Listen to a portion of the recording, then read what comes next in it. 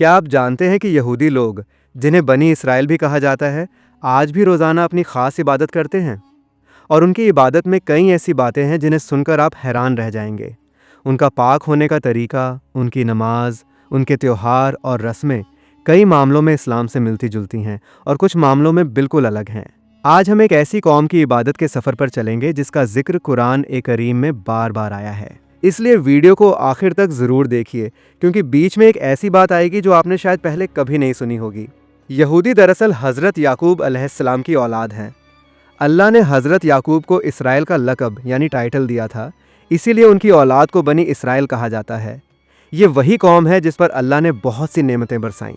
उनकी तरफ बहुत से नबी भेजे गए, उन पर तौरात नाजिल हुई और एक दौर में उन्हें दुनिया की दूसरी कौमों पर फजीलत भी दी गई। कुरान ए करीम में अल्लाह ताला ने इरशाद फरमाया है कि ए बनी इसराइल, याद करो मेरी उन नेमतों को जो मैंने तुम पर नाजिल की थीं। ये आयत इस बात की दलील है कि ये कौम अल्लाह की नज़रों में कितनी अहम थी, लेकिन नेमत के साथ जिम्मेदारी भी आती है, और बनी इसराइल की कहानी इसी बात की मिसाल है। लेकिन इतिहास गवाह है कि इस कौम ने कई बार अल्लाह के हुक्मों को मानने से इनकार किया, नबियों का विरोध किया और बाद में हज़रत ईसा अलैहिस्सलाम को भी नहीं माना। फिर जब हमारे नबी हज़रत मोहम्मद सल्लल्लाहु अलैहि वसल्लम दुनिया में तशरीफ़ लाए, तब भी उनकी एक बड़ी तादाद ने ईमान लाने से इनकार कर दिया, जबकि उनकी अपनी किताबों में आखिरी नबी की निशानियां साफ साफ लिखी थीं। आज दुनिया भर में यहूदी लोग अलग अलग मुल्कों में रहते हैं, खासकर इसराइल, अमेरिका और यूरोप में। उनकी धार्मिक भाषा हिब्रू है। ये एक बहुत पुरानी ज़ुबान है और अरबी की तरह ही सेमिटिक भाषा परिवार से है। यही वजह है कि दोनों भाषाओं के कई अल्फाज एक जैसे लगते हैं। अब एक बड़ा सवाल ये आता है कि क्या यहूदी लोग भी नमाज से पहले हमारी तरह वुज़ू करते हैं? जवाब है जी हाँ। यहूदी धर्म में पाक साफ होने के कड़े नियम हैं। आम इबादत से पहले यहूदी अपने हाथ धोते हैं। इस अमल को नेतिलात यदाइम कहा जाता है। इसमें एक ख़ास बर्तन से हाथों को एक तय तरीके से धोया जाता है। हालांकि ये इस्लामी वुज़ू जैसा मुकम्मल तो नहीं है, लेकिन सफाई की अहमियत को ज़रूर दिखाता है।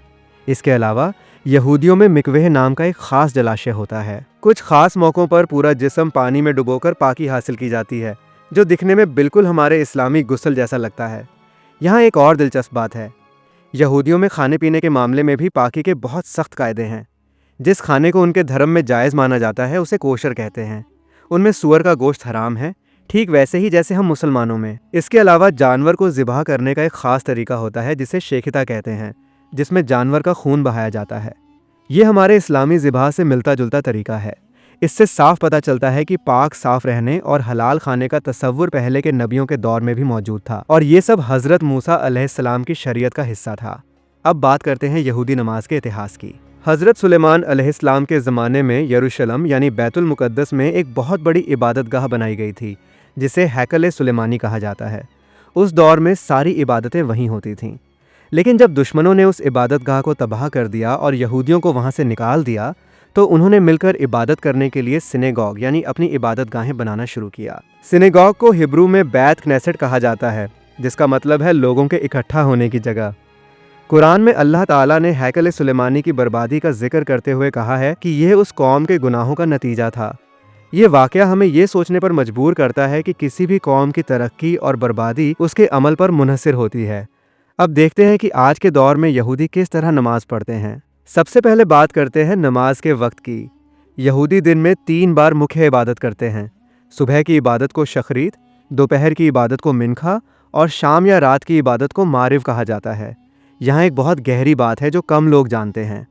इस्लाम में 5 वक्त की नमाज से पहले हमारे नबी सल्लल्लाहु अलैहि वसल्लम मिराज की रात में पहले 50 वक्त की नमाज लेकर आए थे। उसी रात हज़रत मूसा अलैहिस्सलाम की रूह ने हमारे नबी को मशवरा दिया कि तख़फ़ीफ़ करवाइए, उम्मत इतनी नमाज नहीं पढ़ पाएगी। और हमारे नबी बार बार अल्लाह के पास गए, यहाँ तक कि 5 वक्त मुकर्रर हुए।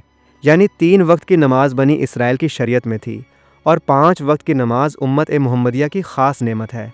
उनकी नमाज का अंदाज़ भी बड़ा दिलचस्प है।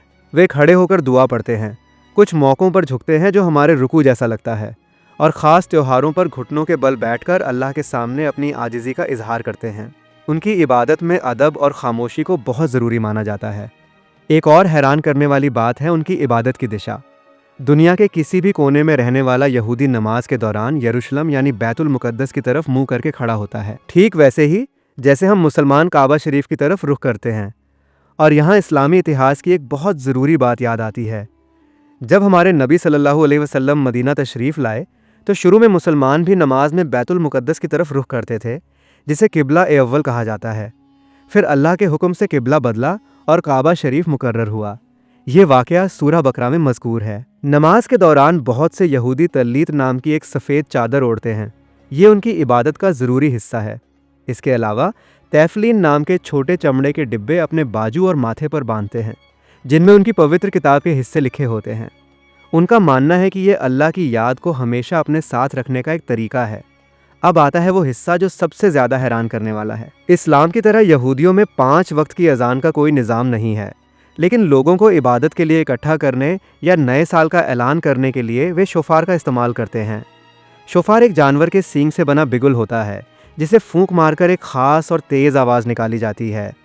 अब दिल में ये सवाल उठता है कि इस्लाम में अजान की शुरुआत कैसे हुई। जब मुसलमान मदीने में पहली बार जमा हुए तो ये मसला आया कि नमाज के वक्त लोगों को कैसे बुलाया जाए। कुछ सहाबा ने कहा कि घंटी बजाई जाए, जैसे ईसाई करते हैं।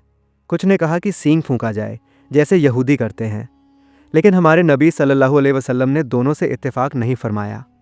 फिर हज़रत अब्दुल्ला बिन ज़ैद रज़ियल्लाहु अन्हु को ख्वाब में अजान के अल्फाज सिखाए गए और हमारे नबी ने उसे मंजूरी दी। इस तरह दुनिया को सबसे खूबसूरत पुकार मिली, जो आज भी दिन में 5 बार करोड़ों मुसलमानों को अल्लाह की तरफ बुलाती है। अब बात करते हैं यहूदियों के कुछ बड़े इबादती दिनों और त्योहारों की, जो बहुत दिलचस्प हैं। पहला है शब्बात यानी सब्त का दिन। ये हफ्ते का सबसे मुकद्दस दिन होता है। जुमे की शाम से शुरू होकर हफ्ते की रात तक चलता है। इस पूरे वक्त में यहूदी कोई काम नहीं करते। यहाँ तक कि कुछ सख्त यहूदी तो बिजली का स्विच तक नहीं दबाते। वे सिर्फ इबादत, परिवार और आराम में ये वक्त गुजारते हैं। इस्लाम में हमारा जुमे का दिन भी अल्लाह की ख़ास रहमत का दिन है, लेकिन हमारे लिए दुनियावी काम उसमें बंद नहीं होते। दूसरा है पेसाख यानी पास ओवर। ये यहूदियों का सबसे बड़ा त्यौहार है, जो हज़रत मूसा अलैहिस्सलाम के ज़माने की उस रात की याद में मनाया जाता है जब अल्लाह ने बनी इसराइल को फ़िरौन की गुलामी से नजात दिलाई। इस त्यौहार में वे माज़ा नाम की बेखमीर रोटी खाते हैं, जो उस वक्त की याद दिलाती है जब उन्हें इतनी जल्दी में मिस्र छोड़ना पड़ा था कि आटा खमीर उठाने का वक्त तक नहीं मिला। तीसरा है रोश हशाना यानी उनका नया साल। इस मौके पर वे लंबी दुआएं मांगते हैं और सेब को शहद में डुबोकर खाते हैं ताकि नया साल मीठा और बरकत वाला हो। इसी मौके पर शोफार सबसे ज़्यादा बजाया जाता है। चौथा और सबसे पवित्र दिन है योम किपुर, जिसे वे तौबा का दिन कहते हैं। ये रोश हशाना के 10 दिन बाद आता है। इस दिन लगभग हर यहूदी रोज़ा रखता है और पूरे 24 घंटे सिर्फ इबादत, माफ़ी और दुआओं में गुजारता है। इस दिन सिनेगॉग में इतनी भीड़ होती है कि जो पूरे साल कभी नहीं आता वो भी आता है। ये दिन उनके नज़दीक सबसे बड़ी तौबा और मुनाजात का दिन है। यहाँ गौर करने वाली बात यह है कि रोज़े का तसव्वुर पहले की शरीयतों में भी था। हमारे नबी सल्लल्लाहु अलैहि वसल्लम जब मदीना तशरीफ़ लाए तो यहूदियों को आशूरा यानी 10 मुहर्रम का रोज़ा रखते देखा। आपने पूछा कि ये रोज़ा किस वजह से है, तो उन्होंने बताया कि इसी दिन अल्लाह ने हज़रत मूसा अलैहिस्सलाम को फ़िरौन से नजात दी थी।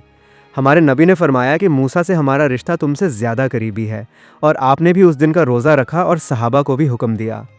तो दोस्तों, जब हम यहूदी कौम की इबादत और उनके नियमों को देखते हैं तो साफ पता चलता है कि आसमानी धर्मों की बुनियादी तालीम एक जैसी क्यों रही है। पाकी, नमाज, रोज़ा, तौबा और अल्लाह की याद, ये सब हर दौर की शरीयत में मौजूद रहा है।